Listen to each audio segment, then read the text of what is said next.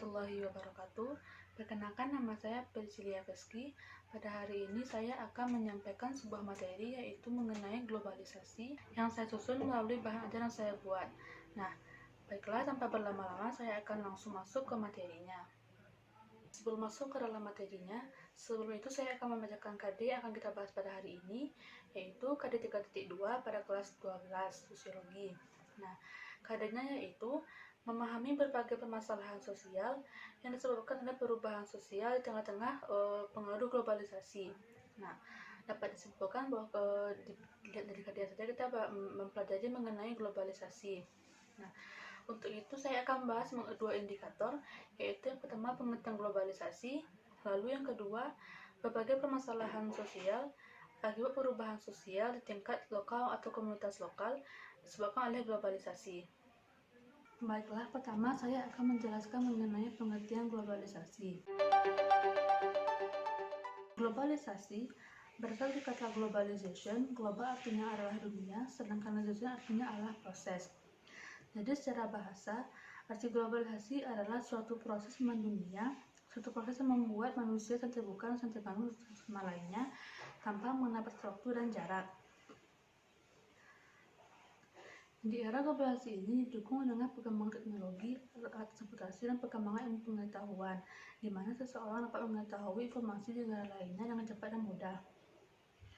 Sehingga dengan itu globalisasi dimaknai sebagai suatu dunia tanpa batas. Contoh globalisasi dalam bentuk paling sederhana adalah di mana manusia bisa mengetahui informasi di belahan bumi lainnya dengan cepat dan mudah melalui internet atau melalui smartphone. Contoh lainnya seperti manusia dapat pergi ke negara lainnya dengan menggunakan alat transportasi dengan menghemat waktu dan biaya. Dampak globalisasi bisa menguntungkan, bisa pula merugikan, tergantung kita menyikapinya. Tetapi istilah globalisasi ini berbeda dengan global warming atau pemanasan global. Baiklah, sekian penyampaian saya mengenai pengertian globalisasi. Selanjutnya saya akan masuk pada materi baru, yaitu permasalahan sosial akibat perubahan sosial yang disebabkan oleh globalisasi. Nah, sebelum itu saya akan menjelaskan mengenai pengertian permasalahan sosial. Permasalahan sosial merupakan gejala sosial yang disebabkan oleh interaksi sosial dalam masyarakat. Nah, interaksi sosial ini dapat bersifat normal ataupun abnormal.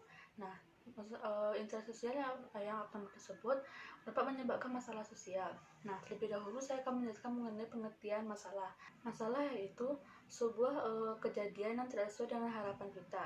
Nah, jadi permasalahan sosial ini biasanya menyebabkan fenomena sosial yang berpengaruh terhadap semua orang. Nah, dan juga perubahan sosial ini menyebabkan permasalahan sosial karena perubahan sosial ini tak bisa diterima begitu saja oleh masyarakat. Masyarakat membutuhkan proses untuk menerima perubahan tersebut. Nah, dan juga perubahan sosial ini disebabkan oleh globalisasi. Nah, saya akan menjelaskan mengenai apa saja dampak yang disebabkan oleh globalisasi terhadap masalah sosial dan perubahan sosial.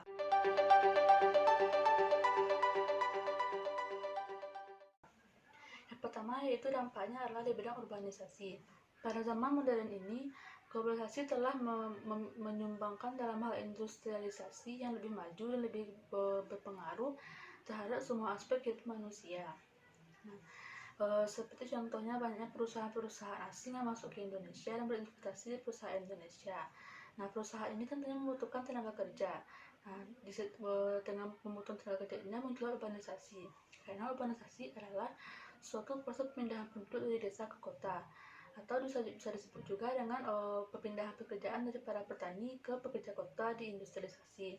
Nah, karena itulah urbanisasi ini merupakan dampak dari globalisasi, karena para perantau dari desa ini akan pergi ke kota untuk mencari pekerjaan.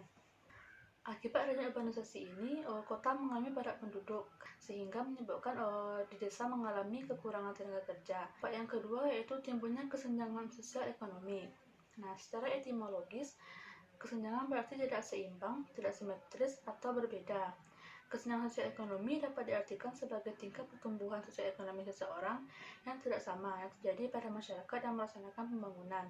Nah, kesenjangan ekonomi ini dapat dilihat seperti adanya orang kaya dan orang miskin, di mana orang miskin ini tidak memiliki kemampuan untuk memenuhi kebutuhan hidupnya sendiri dan pendapatannya pun di bawah rata-rata. Nah, oleh karena itu terjadilah kesenjangan ekonomi di mana orang-orang bisa memenuhi kebutuhannya, ada juga yang tidak bisa memenuhi kebutuhannya. Lalu ada pun faktor-faktor yang mendorong terjadinya kesenjangan ekonomi. Antara lain yang pertama yaitu menurunnya pendapatan per kapita sebagai akibat pertumbuhan penduduk yang relatif tinggi tanpa diimbangi dengan peningkatan produktivitas. Yang kedua, ketidakmerataan pembangunan daerah. Nah, hal ini bisa kita lihat pada saat di Indonesia sendiri pun masih ada beberapa daerah yang masih belum terjamah oleh pemerintah, di mana masih ada beberapa daerah ini belum dilaksanakan pembangunan karena mungkin sulitnya di lokasi, sulit pemerintah menjangkau daerah tersebut, sehingga ada juga beberapa daerah yang tidak memiliki sekolah, tidak memiliki bangunan rumah sakit dan berbagai fasilitas lainnya. Hal ini sangat miris karena orang-orang yang tinggal di daerah terpelosok selalu tertinggal karena tidak tersentuh pembangunan ini. Ketiga, rendahnya mobilitas sosial sebagai akibat sikap minta tradisional yang kurang menyukai persaingan dan kurang usaha. Nah, hal ini bisa dikatakan sebagai suatu faktor yang menyebabkan terjadinya kemiskinan karena adanya budaya malas yang dianut oleh beberapa orang. Ada beberapa orang yang menerima saja nasib mereka sebagai orang miskin dan tidak mau lagi bekerja. Hal ini sangat merugikan mereka karena mereka tidak mampu menaikkan derajat mereka, tidak mampu memenuhi kebutuhan hidup sehari-hari. Nah, yang keempat, hancurnya industri kerajinan rakyat sebagai akibat monopoli para pengusaha berbenda besar. Nah, hal ini dapat dilihat seperti para pengusaha besar yang menciptakan suatu produk dalam jumlah banyak karena mereka memiliki modal dan alat yang lebih memadai dibandingkan dengan usaha-usaha kecil di mana mereka masih bekerja secara manual dan masih menggunakan tenaga manusia. Hal ini tentu terjadi perselisihan yang sangat besar di mana para pengusaha modal besar ini bisa menghasilkan produknya beratus lebih banyak, sedangkan para usaha kecil ini tergantung bagaimana sumber daya manusia mereka. Hal ini juga menyebabkan suatu kesenjangan karena tentu saja para pengusaha beberapa besar ini lebih banyak mendapatkan keuntungan daripada pengusaha usaha kecil karena mereka belum bisa menyaingi para pengusaha beberapa besar ini. Nah, yang kelima, investasi yang sangat banyak pada proyek-proyek yang padat modal. Selanjutnya, dampak dari globalisasi terhadap permasalahan sosial berbahan sosial. Yang ketiga yaitu pencemaran lingkungan alam. Nah, seperti kita ketahui saat sekarang ini masyarakat melakukan pembangunan terus-menerus untuk tanpa memperhatikan kelestarian alam. Nah, dan kekembangan teknologi seperti saat ini, seperti munculnya alat-alat berat yang memudahkan manusia untuk menebang pohon, menggali tanah lebih dalam, itu kan merupakan hasil inovasi dari manusia. Nah, di mana hasil inovasi ini termasuk dalam globalisasi. Nah, karena kecanggihan teknologi ini, manusia cenderung ingin menguasai alam tanpa memikirkan risikonya, yang tentunya akan berdampak pada manusia itu sendiri. Nah, karena manusia ini cenderung rakus untuk menguasai alam, maka timbullah risiko-risiko yang tentunya akan kita tanggung sendiri, seperti pencemaran udara atau pencemaran lainnya. Sehubungan dengan masalah pencemaran alam, Eisen dalam Sutono tahun 2008 mengklasifikasikan berbagai jenis pencemaran sebagai berikut. Yang pertama, pencemaran udara. Nah, pencemaran udara ini dapat muncul dari berbagai macam hal, misalnya seperti asap kendaraan bermotor atau mobil, lalu kebakaran hutan, asap pabrik, dan masih banyak lainnya. Nah, perlu diketahui bahwa asap pabrik inilah yang penyumbang terbesar gas karbon di udara karena mereka bersifat merusak dan juga dapat memicu timbulnya hujan asam. Nah, yang kedua yaitu pencemaran air. Nah, penyebab pencemaran air ini sering disebabkan oleh karena manusia. Beberapa contohnya seperti membuang sampah sembarangan ke sungai misalnya, di mana hal itu tentu membuat sungai kita kotor, merugikan diri kita sendiri, juga merugikan makhluk hidup lainnya. Nah, karena membuang sampah ini juga terkadang sampah-sampah ini menyumbat saluran air dan menyebabkan banjir yang sering terjadi di Jakarta. Pencemaran ketiga yaitu pencemaran kimiawi. Pencemaran kimiawi ini berupa zat-zat berbahaya yang dihasilkan pabrik dan sangat berbahaya bagi kesehatan manusia dan juga makhluk lainnya. Biasanya limbah pabrik ini dibuang ke sungai dan itu sangat membahayakan bagi kesehatan kita karena baunya yang tidak sedap dan juga zat-zat dari limbah itu mempengaruhi isi sungai dan juga kadang orang menggunakan sungai itu untuk mencuci pakaian atau untuk mandi-mandi sehingga tak secara langsung mereka mengalami dampak dari zat-zat tersebut. Yang keempat itu ada limbah padat. Yang kelima itu adalah polusi panas. Polusi panas ini seperti global warming karena semakin menipisnya atmosfer bumi ini sehingga menyebabkan daerah-daerah yang biasanya dingin menjadi panas karena atmosfernya semakin terkikis. Nah, dampak yang selanjutnya yaitu dari globalisasi tadi adalah kriminalitas. Nah, salah satu dampak dari permasalahan sosial globalisasi ini adalah kriminalitas atau kejahatan. Nah, ada beberapa penyebabnya seperti pertama menipisnya rasa kekeluargaan, di mana tidak ada lagi rasa saling tolong-menolong untuk membantu orang yang untuk membantu orang sedang kesusahan. Yang kedua, meningkatnya sikap individualistis. Yang ketiga, meningkatnya tingkat persaingan. Yang keempat, meningkatnya pola hidup konsumtif. Dampak yang kelima yaitu tenaga manusia digantikan oleh robot. Nah, seperti yang kita ketahui sekarang ini, semakin banyak orang-orang yang menciptakan inovasi untuk menciptakan sesuatu yang baru, seperti penemuan-penemuan robot. Nah, karena robot ini dianggap efisien dan efektif, banyak para perusahaan besar menggantikan tenaga manusia dengan tenaga mesin. Karena mereka beranggapan dengan mesin ini hasil barang yang dihasilkan lebih banyak, lebih efektif dan lebih efisien daripada dibandingkan dengan kerja manusia. Selain itu juga menghemat biaya karena para pengusaha tidak perlu lagi menggaji para sumber daya manusianya karena digantikan oleh mesin tadi. Hal ini tentu berdampak terhadap banyaknya pengangguran yang terjadi karena para perusahaan pabrik tidak lagi membutuhkan manusia karena sudah ada mesin, sehingga banyak para pengangguran yang tidak lagi bisa mencari pekerjaan. Nah, dampak yang terakhir yaitu lunturnya eksistensi diri bangsa. Nah, ini dapat berupa sebuah kerenggangan atau sebuah tak lagi mencintai bangsanya sendiri karena seperti yang saya sebutkan tadi, banyak perusahaan asing yang masuk, lalunya banyaknya budaya-budaya asing yang masuk sehingga kita dengan mudahnya menerima budaya asing itu tanpa menyaringnya terlebih dahulu, sehingga dengan penyerapan budaya itu menyebabkan budaya-budaya lokal terkikis semakin hilang dan banyak lagi masyarakat saat ini tidak lagi mengetahui budaya-budaya lokal. Nah, sekian yang dapat saya sampaikan mengenai globalisasi permasalahan sosial. Selanjutnya saya akan mengaitkan materi ini dengan pandemik yang sangat berbahaya saat ini, itu pandemi COVID-19. Nah, seperti yang kita ketahui saat ini bahwa dunia ini telah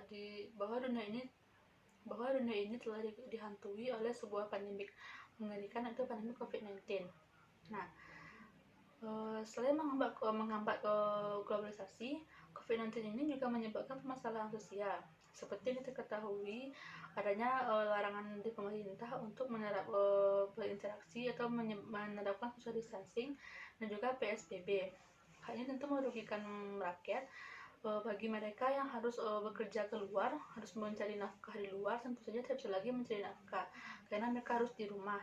Sehingga itu mereka tidak memiliki pendapatan tetap karena mereka tidak bekerja di luar, sehingga mereka tidak bisa lagi memenuhi kebutuhan hidup mereka sendiri. Lalu ada pula permasalahan lainnya seperti orang-orang yang tidak bertanggung jawab mendaur ulang masker tanpa disetujui dengan prosedur yang benar. Mereka mendaur ulang ini dengan yang asal-asalan, sehingga tentunya juga berbahaya bagi orang pemakainya nantinya karena mereka membuatnya tidak sesuai dengan prosedur kesehatan. Lalu seperti yang terjadi baru-baru ini, di mana ada seorang YouTuber melakukan prank terhadap masyarakat dengan memberikan sembako gratis, tapi isinya adalah sampah dan batu. Hal ini sangat disayangkan karena YouTuber ini melakukannya hanya untuk meningkatkan viewersnya di YouTube, di mana dia hanya mencari sensasi untuk mencari ketenaran sendiri dengan merugikan orang lain tentunya. Polisi menangkap Ferdian Paleka, YouTuber asal Bandung yang membuat konten prank makanan sampah yang ditujukan kepada kelompok tertentu. Ferdian Paleka ditangkap di Tol Tangerang Merak pada Jumat dini hari oleh petugas kepolisian. Sebelumnya, YouTuber Ferdian Paleka sempat membuat heboh saat ia membuat konten prank dengan membagikan dus makanan berisi sampah ke waria dan anak kecil di kota Bandung. Polisi telah menetapkan tersangka terhadap T yang terlibat dalam konten gurauan tersebut. Polisi akan menjerat para pelaku dengan Undang-Undang Informasi dan Transaksi Elektronik atau ITE.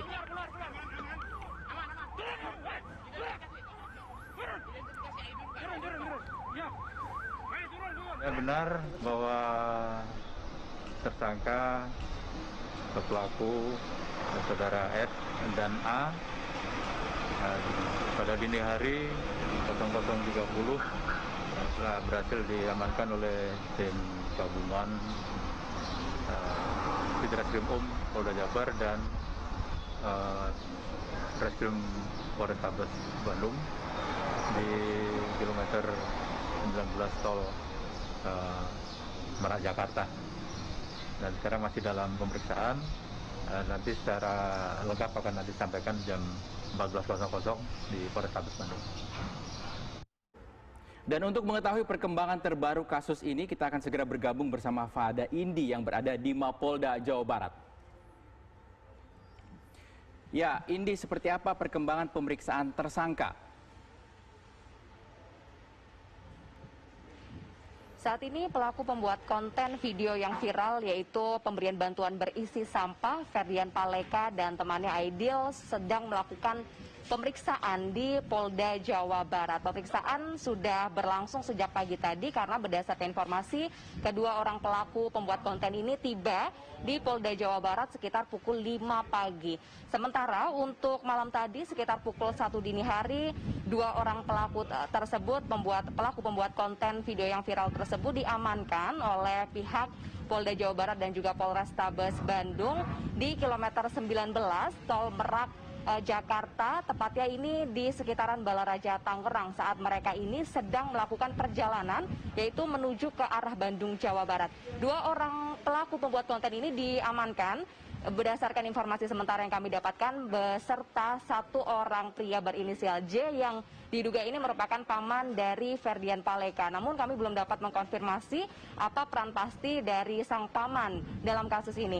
Sementara itu untuk perkembangan dari penyelidikan atau pemeriksaan Ferdian dan juga Aidil yang ditangkap malam tadi ini nantinya akan disampaikan di Polrestabes Bandung, Jawa Barat sekitar pukul 14 waktu Indonesia Barat, dan nanti pihak kepolisian akan menjelaskan hasil pemeriksaan dan juga mungkin rencana kedepannya bagaimana kasus ini nantinya akan berlanjut. Kemudian untuk informasi juga pemirsa, memang ini sebelumnya pada Jumat sekitar minggu lalu, di hari minggu lalu ini Ferdian Paleka beserta dengan teman-temannya ini sempat membuat konten video di media YouTube dan sempat viral juga video tersebut yang berisi pemberian bantuan sembako terhadap kelompok tertentu yang ternyata setelah dibuka bantuan yang diberikan oleh Ferdian tersebut ternyata hanya berisi sampah dan juga batu bata.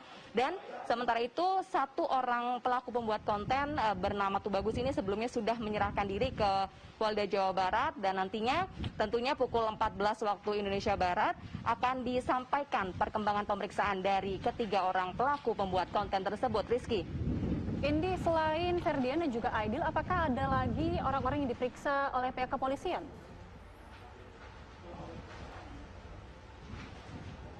Ya, seperti yang tadi saya sudah sampaikan, ini Agita memang sebelumnya sudah ada satu orang teman dari Ferdian yang sudah berada di Polda Jawa Barat ini. Namun nanti untuk keterangan lebih lanjut tentunya bagaimana peran mereka masing-masing dan seperti apa kelanjutan kasusnya nanti akan disampaikan di Polrestabes Bandung pukul 2 siang. Agita.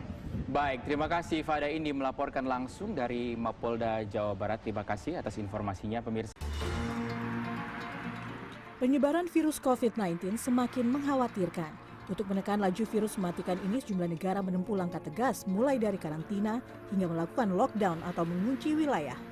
Negara yang paling anyar menerapkan kebijakan lockdown adalah Malaysia.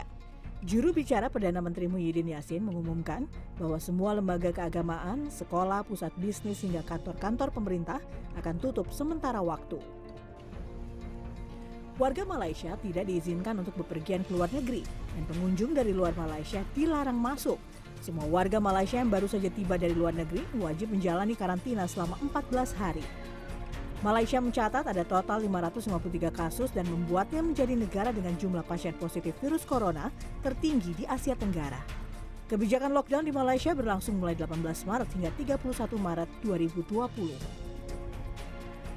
Selain Malaysia, Italia lebih dulu melakukan lockdown. Hingga 17 Maret 2020, data Worldometers menyebutkan Italia berada di posisi kedua dengan kasus COVID-19 terbanyak setelah Tiongkok, yaitu 27.980 kasus dengan total kematian 2.158 orang. Italia menjadi salah satu negara paling tegas mengambil langkah antisipasi penyebaran virus corona di luar Tiongkok. Pemerintah menerapkan social distancing bagi warganya. Warga harus berjarak setidaknya 1 meter antara satu dengan yang lain ketika berada di supermarket, rumah sakit, dan tempat umum lainnya. Pelanggar akan dikenakan denda sekitar 200 euro. Meski secara menyeluruh Filipina belum menerapkan lockdown negaranya, tapi sudah diterapkan di ibu kota Manila. Presiden Filipina Rodrigo Duterte menerapkan jam malam di Manila. Karena situasi tidak kondusif, Presiden Duterte bahkan menutup sementara seluruh pasar keuangan. Selain itu, sebagian wilayah di Pulau Luzon berada dalam karantina ketat. Seiring dengan lockdown, antrean panjang terlihat di supermarket di daerah Mandaluyong, Manila. Warga berbondong untuk membeli stok kebutuhan. Kebijakan lockdown Manila akan dilakukan selama 1 bulan. Segala bentuk kerumunan akan ditindak tegas. Warga hanya diperbolehkan keluar rumah untuk keperluan darurat seperti ke rumah sakit, bank, supermarket. Itu pun harus menerapkan social distancing. Sementara ini ada 14 negara yang menerapkan lockdown. Adapun yang menerapkan full lockdown diantaranya Italia, Denmark, Spanyol, Lebanon, Prancis, Malaysia, dan Republik Ceko. Sedangkan negara-negara yang memperlakukan half lockdown diantaranya Tiongkok, Mongolia, Irlandia, India, Filipina, dan Malta. Berbagai upaya diharapkan dapat menghentikan penyebaran virus COVID-19, tapi penerapannya harus dibarengi dengan pantauan dan tindakan tegas dari pemerintah agar proses pencegahannya berjalan efektif. Anur Gewang, CNN Indonesia. Nah, sekian materi yang dapat saya sampaikan mengenai pengertian globalisasi, permasalahan sosial berbasis globalisasi, dan kaitannya dengan COVID-19. Dapat saya simpulkan bahwa globalisasi ini merupakan suatu dunia tanpa batas di mana manusia bisa menjangkau semua hal yang diinginkannya, seperti manusia bisa mengakses informasi dengan cepat. Nah, lalu karena globalisasi ini juga menimbulkan permasalahan sosial seperti urbanisasi, pencemaran udara, kerusakan lingkungan, dan masih banyak lagi. Nah, adapun kaitannya dengan pandemi COVID-19 ini, di mana masyarakatnya itu harus terhenti melakukan kegiatan mereka sehari-hari dan menghambat globalisasi. Kemudian COVID-19 ini juga menyebabkan permasalahan sosial seperti tadi yang telah saya sebutkan, munculnya orang-orang tak bertanggung jawab mencari keuntungan yang kesempitan. Kemudian adanya seorang YouTuber yang melakukan prank demi ketenaran. Sekian materi yang dapat saya sampaikan mengenai globalisasi, yaitu pada Kritika Titik 2 kelas 12. Saya harap teman-teman mengerti. Apabila ada kesalahan atau kekurangan, saya mohon maaf. Assalamualaikum.